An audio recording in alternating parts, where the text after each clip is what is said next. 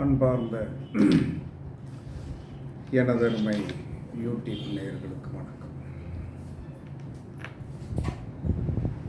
ஜோதிட சாஸ்திரத்தில் நட்சத்திரம் அப்படிங்கிற ஒரு லக்கண புள்ளி, நட்சத்திரங்கிற லக்கண புள்ளி அதுவும் ஒரு நட்சத்திரம் தான். சந்திரன் நிற்கின்ற நட்சத்திரமும் முந்தின சொன்னா நட்சத்திரம் தான். சூரியன் நிற்கின்ற நட்சத்திரமும் நம்மளுடைய நட்சத்திரம் தான். இந்த விதி மதி கதி அப்படின்னு சொல்லக்கூடிய இந்த மூன்றில் நாம் அதிகமாக என்ன சொன்னோன்னா இயக்குகின்ற ஒரு சக்தி என்று என்னன்னா நட்சத்திரத்தை தான் இயக்கும். ஏன்னா விம்சோத்காரி திசையில் என்ன சொன்னான்னா சந்திரன் நின்ற நட்சத்திரத்திலிருந்து தான் நம்ம திசை எல்லாம் எடுத்து நீட் பண்ணி இன்றைக்கி வரைக்கும் அதைத்தான் நம்ம என்ன சொன்னோன்னா செயல்படுத்திக்கிட்டு இருக்கோம்.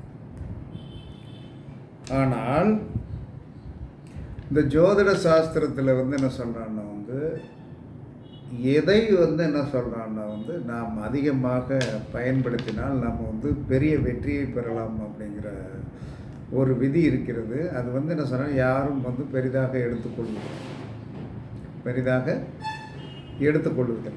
அப்போ என்ன சொல்கிறான்னா மனித வாழ்க்கையில் என்ன சொன்னான்னா எல்லாத்துக்கும் அப்பாற்பட்டு ஒரு விதி இருக்கிறது. அந்த விதியை இன்னைக்கு சொல்கிறேன். அதை நீங்கள் பயன்படுத்தி பார்த்தீர்கள் என்று சொன்னால் என்ன சொன்னான்னா லக்கணம் பெரிதா ராசி பெரிதா அல்லது சூரியன் பெரிதா அப்படிங்கிற ஒரு கேள்வி எல்லாருமே என்ன சொன்னான்னா இந்த லக்கண புள்ளி தான் சிறந்தது, லக்கண புள்ளி தான் கரெக்டாக கண்டுபிடிக்கணும். ஏன்னா மற்ற சந்திரன்லாம் கரெக்டாக விழுந்துடும். சூரியன் கரெக்டாக ஒரு பாதத்தில் உட்கார்ந்ததை என்ன செய்வீங்க, பஞ்சாங்கத்திலே எல்லோரும் பார்த்துடலாம்.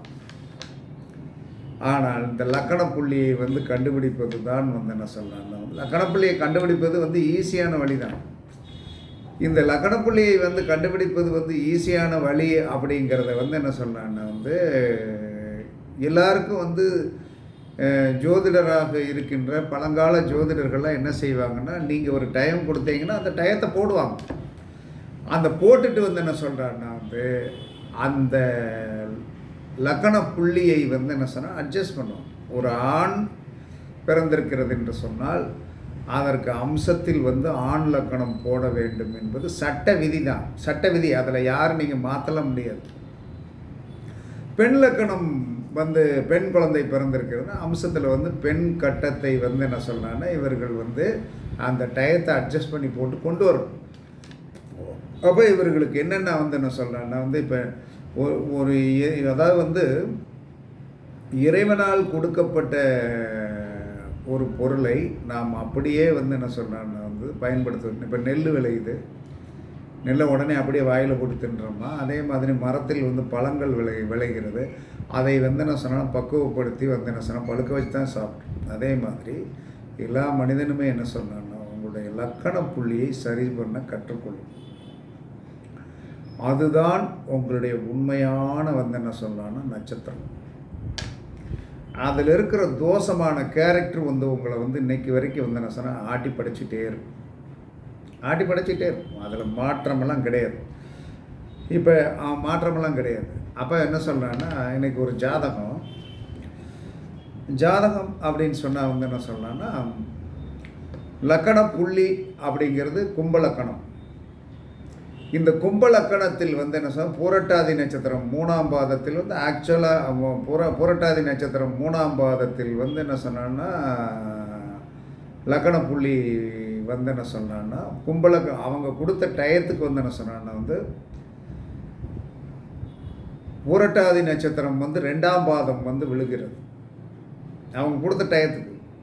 அப்போ அது பெண் லக்கணமாக இருக்குன்னு அட்ஜஸ்ட் பண்ணி கனெக்ட் பண்ணி போட்ட பிறகு என்ன சொல்லலாம்னா அந்த டயத்தை கொஞ்சம் முன்னே அட்ஜஸ்ட் பண்ணி போடணும். சிசரின் பண்ணால் வந்து பின்னாடி தான் போடணும். நார்மல் டெலிவரினா நம்ம 5 நிமிஷம் முன்னாடி போடலாம். 7 நிமிஷம் வரைக்கும் வந்து என்ன சொன்னான்னா வந்து முன்னாடி போடலாம். இதில் அவர்கள் என்ன செய்வாங்க, 7 நிமிஷம் முன்னாடி போட்டீங்களே, இல்லைங்க நாங்கள் சொன்ன டயத்துக்கு 7 நிமிஷம் பின்னாடி வந்து என்ன சொல்கிறாங்க போட்டிங்களே அப்படின்னு அவங்க சொல்லுவாங்க. அவர்களுக்கு நாம் விளக்கம் சொல்ல வேண்டும். அந்த விளக்கம் சொல்கிறதுல தான் அங்கே என்ன சொல்கிறாங்கன்னா, நம்ம சரியான விளக்கம் சொன்னோம்னா எல்லாம் முடியும், ஓகே சார் இருக்கட்டும் அப்படின்றோம். அப்போ அந்த புரட்டாதி நட்சத்திரம் 2ஆம் பாதத்தில் வந்து லக்கண புள்ளி விழுகின்ற காரணத்தினால் அவன் ஆணாக இருக்கிறதுனால அவனுக்கு பெண் லக்கணம் விழுகுது. அப்போ என்ன சொன்னான்னா 5 நிமிஷம் அட்ஜஸ்ட் பண்ணி போட்டோன்னா புரட்டாதி நட்சத்திரம் 3ஆம் பாதமாக விழுந்துட்டுச்சு. அவனுக்கு அம்ச லக்கணம் மிதனம். அப்போ வந்து என்ன சொன்ன, இவன் என்ன பண்ணுவான், இந்த புரட்டாதி நட்சத்திரம் வந்து 3ஆம் பாதத்தில் வந்து என்ன சொல்கிறான்னா வந்து லக்கணம் புள்ளி விழுந்து விட்ட காரணத்தினால் இவன் என்ன செய்வான், கண்டிப்பாக தகப்பனாரை இம்சப்படுத்த வந்தவன், தகப்பனாரையும் தகப்பனார் வழியவும் இவன் வந்து ஏதாவது ஒரு விதத்தில் கேவலப்படுத்தணும். இதுதான் இவனுடைய நோக்கம். ஏன்னா அந்த கர்மா என்பது புரட்டாதி நட்சத்திரத்தோடைய 3ஆம் பாதம் என்பது என்ன சொல்கிறான்னா வந்து சூரியனுக்கு தோஷம் அப்படின்னு சொல்லிட்டான். அப்போ சூரியனுக்கு தோஷம் என்று சொல்லி வரும்போது என்னன்னா தகப்பனார் எதுக்காக வந்திருக்கிறாரு, ஜோதிடத்தில் இருக்கிற ஒரு பெரிய வந்தனை சொல்கிறான்னா வந்து வெற்றி என்பது என்ன சொல்கிறான்னா அவங்க எதுக்காக வந்திருக்காங்கங்கிறத நம்ம வந்து அவங்கள உட்கார வச்சுட்டு அவங்க எப்பயுமே இன்றைக்கி வரைக்கும் எந்த ஜோதிடரையும் எந்த ஒரு மனிதனும் என்ன சொல்கிறான்னா சோதனை பண்ணுவதற்காக தான் வருவான். ஏன்னா அவனுக்கு வந்து என்ன சொன்ன வேதனை வழியெல்லாம் வந்து உள்ளே வச்சுக்கிடுவான். இவன் சொல்கிறானான்னு பார்ப்போம். ஏன்னா நம்மளை படிக்க வச்சு எல்லாம் வந்து அதை கற்றுக் கொடுத்த மாதிரி அப்படியே கம்முன்னு உட்காந்துருக்கோம். சார் இந்த மாதிரி இந்த ஜாதகத்தை கொண்டு வந்தோம், இந்த மாதிரி சார் பையன் இந்த மாதிரி பிரச்சனை பண்ணிட்டான், நீங்கள் ஏதாவது வழி சொல்லுங்கள் சார் அப்படின்னு சொல்லுவாங்கன்னா சொல்ல மாட்டாங்க. இப்படி வாங்கி பார்த்தோன்னே நான் கேட்ட கேள்வி ஒரே கேள்வி தான், பையன் பெண்கள் சார்ந்த விஷயத்தில் நன்றாக மாட்டிக்கொண்டான், சிக்கிக்கொண்டான். கொஞ்ச நேரம் நம்ம வந்து படக்குன்னு சொல்லக்கூடாது, திசை இருப்பெல்லாம் போட்டுக்கிடணும். என்ன புத்தி இதெல்லாம் ஓடுதுன்னு பார்த்துடணும். என்ன புத்தியெல்லாம் வந்து என்ன சொல்கிறாங்கன்னா என்ன புத்தி ஓடுது, அப்போ வந்து என்ன சொல்கிறாங்கன்னா வந்து என்ன புத்தி ஓடுது அப்படின்னு சதய நட்சத்திரம் கும்பராசி அப்படிங்கும்போது என்ன சொல்கிறாங்க, எப்பயுமே சதயன் ராகுவோடைய நட்சத்திரத்தில் போய் பிறந்தவர்களுக்கு வியாழ தசை முடிகின்ற வரை அவர்களுக்கு வந்து யோகமெல்லாம் கிடையாது. அந்த வியாழ தசை முடிஞ்ச பிறகு அவர்களுக்கு யோகம் வரும். இதுக்கு என்ன காரணம், என்னென்ன வந்து என்ன சொன்னால் ஆரம்பத்தில் வந்து சார் ராகு தசை வந்து என்ன சொல்கிறேன்னா குறைவாக இருக்கணும், இல்லைன்னா வந்து என்ன சொல்கிறேன்னா குறைவாக இல்லை அப்படின்னா வந்து என்ன சொல்கிறேன்னா வந்து அந்த ராகு 18 இதுவரை வந்து 16 34 வயசு வரைக்கும் என்ன சொல்கிறாங்க, இவங்களால் வந்து இந்த வீட்டில் எந்த வீட்டில் வந்து என்ன சொல்கிறேன் இந்த ராகுவோடைய நட்சத்திரத்தில் போய் பிறந்தவர்களுக்கு பெரிய வந்து என்ன குடும்பத்தை வந்து ஒரு ஆட்டி படைச்சிருவாங்க, உறுதியாக ஆட்டி படைச்சிருவாங்க. அப்போ இந்த பையன் வந்து என்ன சொல்கிறான்னா வந்து 7 ஆண்டுகளுக்கு முன்னாடி என்கிட்ட வந்து ஜாதகம் பார்த்தவங்க, நான் சொல்லியிருக்கேன் இவனுக்கு அரசாங்க வேலை கிடைக்கும், நல்லா படிக்க வைங்க எல்லாம் சொல்லியிருக்கா. ஓகே, 7 ஆண்டுகளுக்கு பிறகு 7 ஆண்டுகளாக வரவே இல்லை, நமக்கு அடையாளம் தெரியல. இன்றைக்கி வந்து உங்கள்கிட்ட வந்து பார்த்தோம், பையன் வந்து என்ன சொன்னான்னா வேலைக்கெல்லாம் போயிடுவான். நீங்கள் இப்போ வந்து என்ன சொன்ன சென்ட்ரல் கவர்மெண்ட்டில் கெஜெட்டட் ரேங்கில் வந்து ஃபாரஸ்ட் ரேஞ்ச் ஆஃபீஸராக இருக்கான். அதெல்லாம் சரி, ஏன் 7 வருஷம் வரல அப்படின்னா வரல, அப்படியே அந்தந்த கோயில்களுக்கு அன்னதானம் பண்ணணும் அப்படி இப்படின்னா ரைட் ஓகே. அப்போ ஜோதிட சாஸ்திரத்தில் வந்து லக்கண புள்ளியை வந்து கரெக்ட் பண்ண தெரிஞ்சிட்டிங்கன்னா உங்களுடைய ஜாதகத்தை ஃபங்க்ஷன் பண்ண வச்சிடலாம். இந்த புரட்டாதி நட்சத்திரம் 3ஆம் பாதத்தில் லக்கண புள்ளி உட்காரும்போது இவருடைய ஆக்டிவேஷன் எப்படி இருக்கும் என்று சொன்னால், துலா லக்கணத்தில் வந்து என்ன சொல்கிறான்னா விசாக நட்சத்திரத்துடைய அந்த 3ஆம் பாதம் தான் இவர்களுடைய கர்ம வினையை பிரதிபலிக்கும். எப்பயுமே எந்த நட்சத்திரமாக இருந்தாலும் அந்த நட்சத்திரத்திற்கு 19வது நட்சத்திரத்தில் தான் உங்களுடைய உயிர் என்று சொல்லக்கூடிய ஆதனம் இருக்கிறது. அது என்ன தோஷத்தில் இருக்கிறதோ அதெல்லாம் போய் பார்ப்பேன். விசாக நட்சத்திரம் வந்து என்ன சொல்கிறேன்னா வந்து புரட்டாதிக்கு 19வது நட்சத்திரம் விசாகம். அந்த விசாகத்தில் வந்து கடைசி பாதம் அப்படின்னு சொல்லி வரும்போது துலாம் ராசியில் வந்து என்ன சொன்னான்னா அந்த விசாக நட்சத்திரம் 3ஆம் பாதம் தான் இவனுடைய கர்ம வினையை பிரதிபலிக்கும். அந்த விசாக நட்சத்திரத்துடைய 3ஆம் பாதத்துடைய கர்ம வினை என்ன? ராகு என்ன செய்வார்? போகம் என்று சொல்லக்கூடிய ஆசையில் போய் மாட்டிக்கிடுவார். அவர் மாட்டினது மதம் மாறி மாட்டிக்கிட்டார். அப்போ எப்பயுமே ஒரு நட்சத்திரம் நின்ற இடத்தோடைய வேலையை என்ன சொல்கிறான்னா, வேலையை விட அந்த நட்சத்திரத்திற்கு 19வது நட்சத்திரம் என்ன சொல்கிறான்னா, இந்த 4 புள்ளியில் ஒரு புள்ளி தானே ஆணாக இருந்தால், அதாவது இது பிறப்புக்கு மட்டும்தான். மற்றபடி ஒரு கிரகம் ஒரு இடத்துல நிற்குதுன்னா அதோடைய நட்சத்திரத்துக்கு 19வது நட்சத்திரம் என்ன சொல்கிறான்னா இது எந்த புள்ளியில் உட்கார்ந்துருக்கிறோ அந்த புள்ளியை கணக்கெடுத்துருங்க. எடுத்து அதுக்குண்டான கர்மவினையை இவர் நல்லதை அனுபவிப்பார், கெட்டதை அனுபவிப்பார். நம்ம சொல்லலாம், அதை நிறையா பேசணும். அப்போ இப்போ நம்ம என்ன சொன்னேன்னா, ஒரு நபர் அன்னைக்கு லக்கண புள்ளியை சரியாக கண்டுபிடிக்க முடியலைங்கிறதுக்கு சொன்னதுக்கு, நீங்கள் ஜாதகம் எழுதினாலும் சரி, ஜாதகம் படித்தாலும் சரி, முதலில் என்ன சொல்கிறான்னா அம்சத்தில் ஒரு ஆணாக பிறந்திருக்கிறார், ஆண் லக்கணம் குறிக்க பழகுங்கள். பெண்ணாக பிறந்திருக்கிறது என்று சொன்னால் பெண் லக்கணம் குறிக்க பழகுங்க. இப்படி பழகிட்டீங்கன்னா உங்களுக்கு ஜோதிடம் வந்துடும்.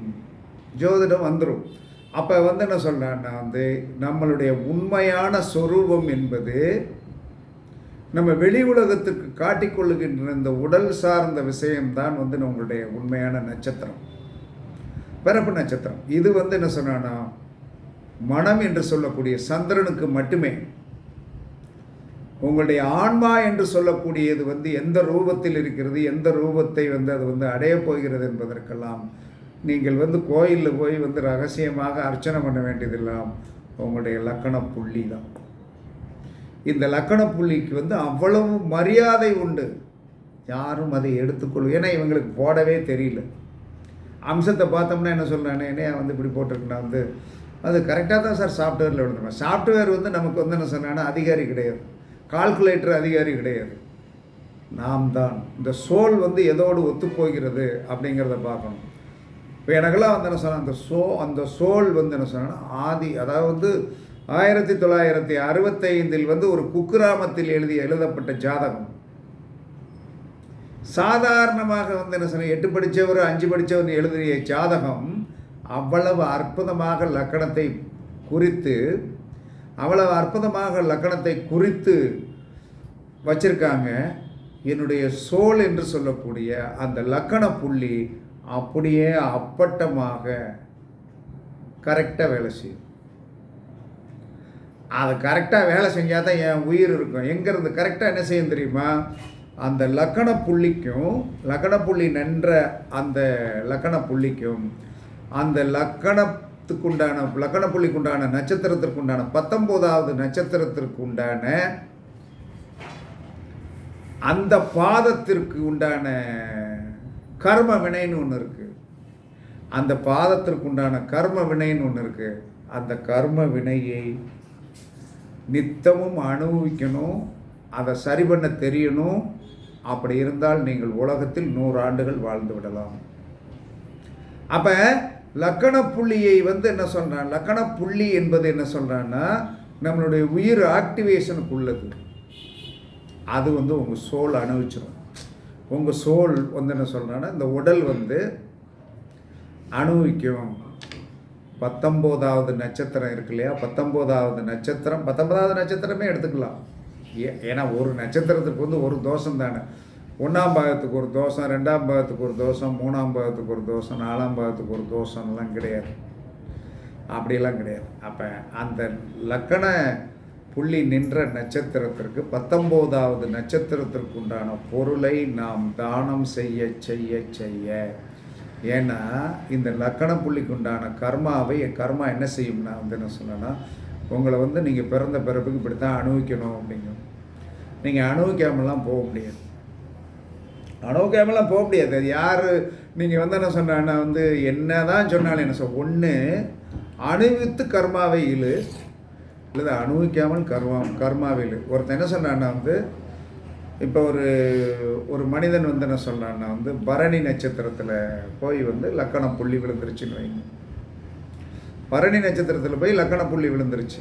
அவனுக்கு என்ன சொல்கிறான்னா அவனுக்கும் தாயாருக்கும் எப்பயுமே தாயார் இவனால் பாதிக்கப்படும்.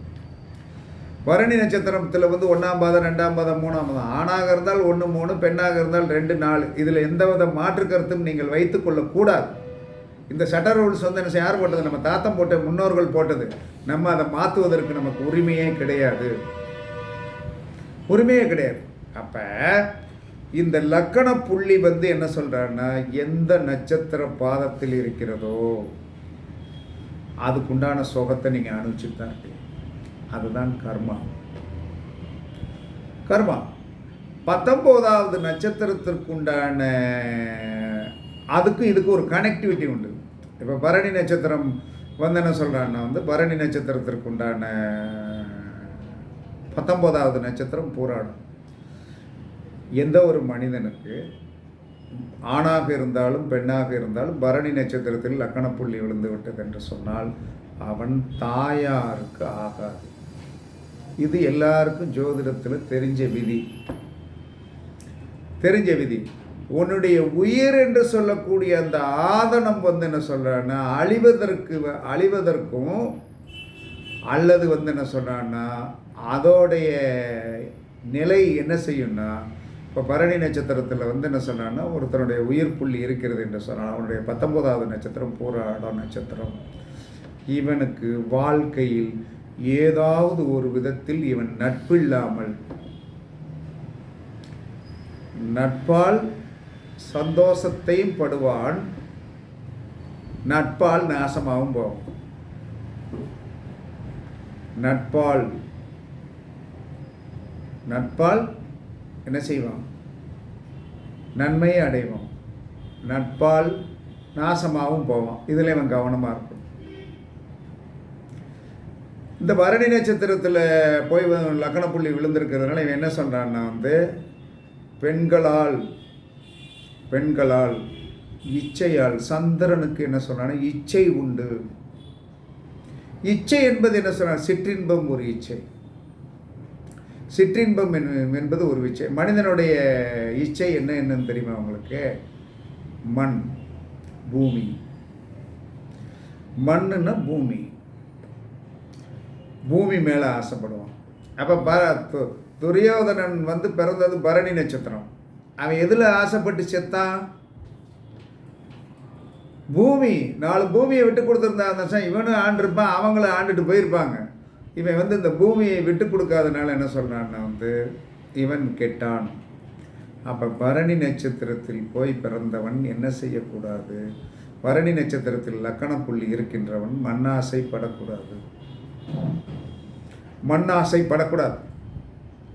சரி, மண்ணாசைப்படலையா?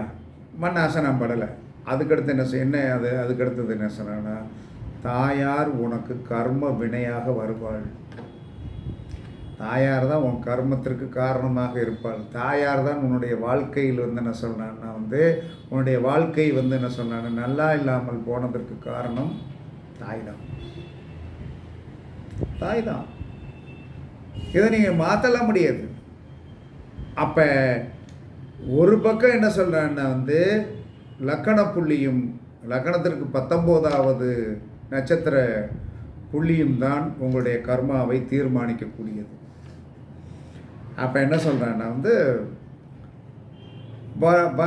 இதே மாதிரி எல்லா இதுக்கும் என்ன தோஷங்கள் அப்படிங்கிறத பார்த்துட்டு ஆரம்பம் என்ன சொன்னான்னா முடிவுரை என்ன அப்படிங்கிறது 19வது புள்ளியில் முடிஞ்சிடும்.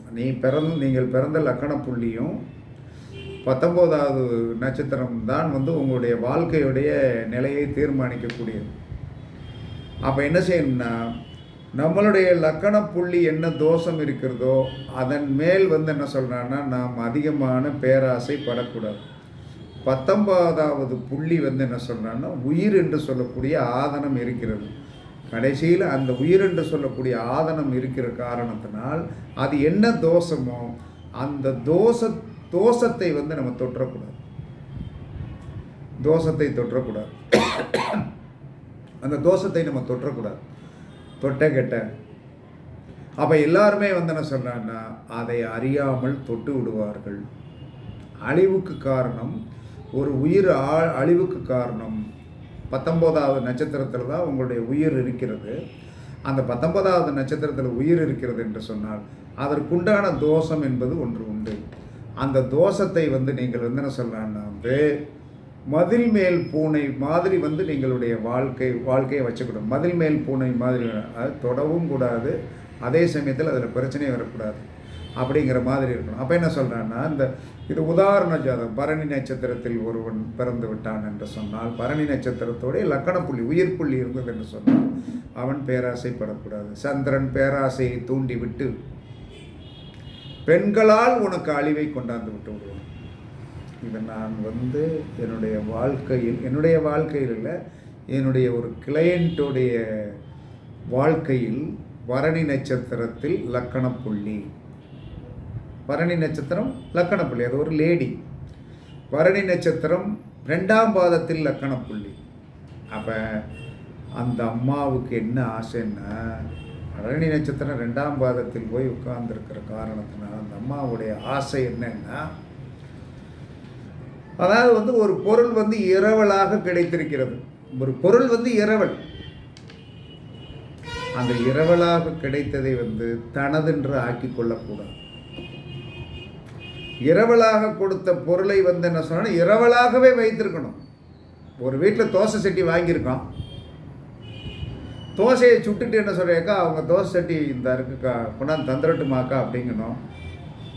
அவங்க கேட்காமலே போயிடட்டும் அப்படின்னு சொல்லிட்டு நம்ம என்ன சொல்லலாம்னா, இருந்தோம் என்று சொன்னால் நமக்கு என்ன ஆசை வந்துருச்சு, பேராசை விட்டது. அந்த பேராசை விட்டது என்று சொன்னால் யார் பரணி நட்சத்திரத்தில் லக்கணம் புள்ளி இருந்தாலும் அவர்கள் பெண்ணால் சாபம் வாங்கி விடுவார். பெண்ணால் தான் அவர்களுடைய அழிவு இருக்கும். ஓகேவா? 2வது அவருடைய 19வது நட்சத்திரம் என்ன சொல்லுகிறது? புராணம்.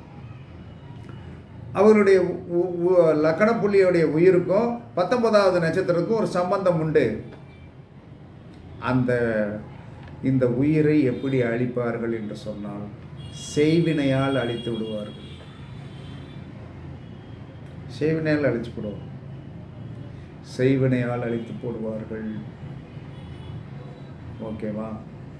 அப்போ என்ன செய்யணும்? சந்திரனுடைய சாபம் பெற்ற அந்த லக்கண புள்ளி நீங்கள் என்ன செய்யணும்னா, உங்களுடைய பிரைட்னஸ் குறையக்கூடாது, நீங்கள் வலிமையாகவே இருக்கணும்னா உங்களுடைய நீர்ச்சத்தை எடுத்துரும். சந்திரன் என்ன செய்வான், லேசாக உங்களுக்கு அந்த நீர்ச்சத்து போய்விட்டது என்று சொன்னால் என்ன செய்வீங்க? உங்களால் ஒன்றும் பண்ண முடியாது. ஓகேவா? ஒன்றும் பண்ண முடியாது. அப்போ நீங்கள் பரணி நட்சத்திரத்தில் யாருக்கு லக்கண புள்ளி இருந்தாலும் ஆண் பெண் நோ ப்ராப்ளம்.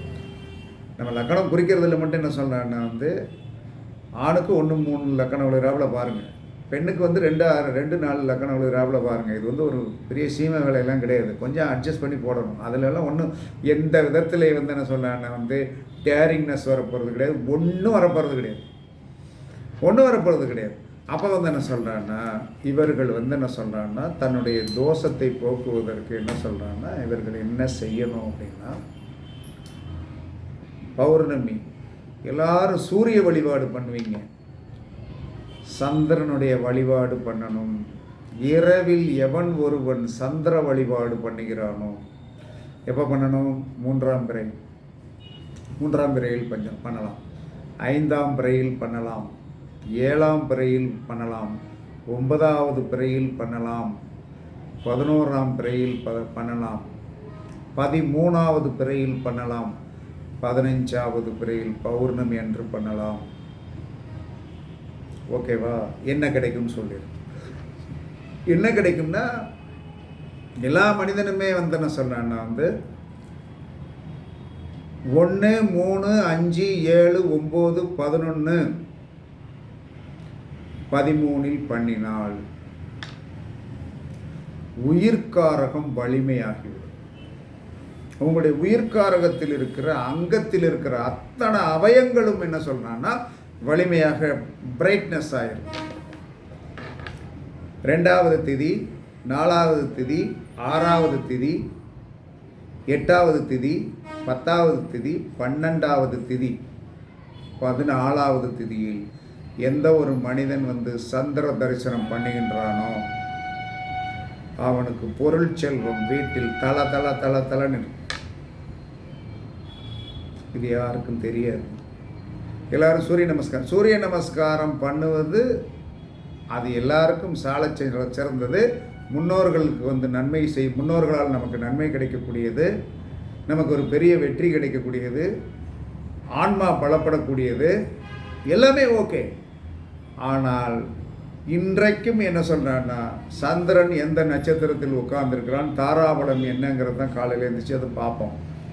அப்போ எந்த ஒரு மனிதன் உயிர் சக்தி, சந்திரன் என்று சொன்னால் வந்து உடல், இந்த உடல் நன்றாக இருக்க வேண்டும் என்று சொன்னால் 1 3 5 7 9 11 13 15 திதிகளில் வளர்பிறை திதிகளில் வளர்பிறை திதிகளில் சந்திர தரிசனம் பண்ணினீர்கள் என்று சொன்னால் உங்களுடைய ஆன்மா பலப்படும். உங்களுடைய அங்கங்களில் இருக்கின்ற ஒவ்வொரு அவயங்களும் வலிமையாயிரும்.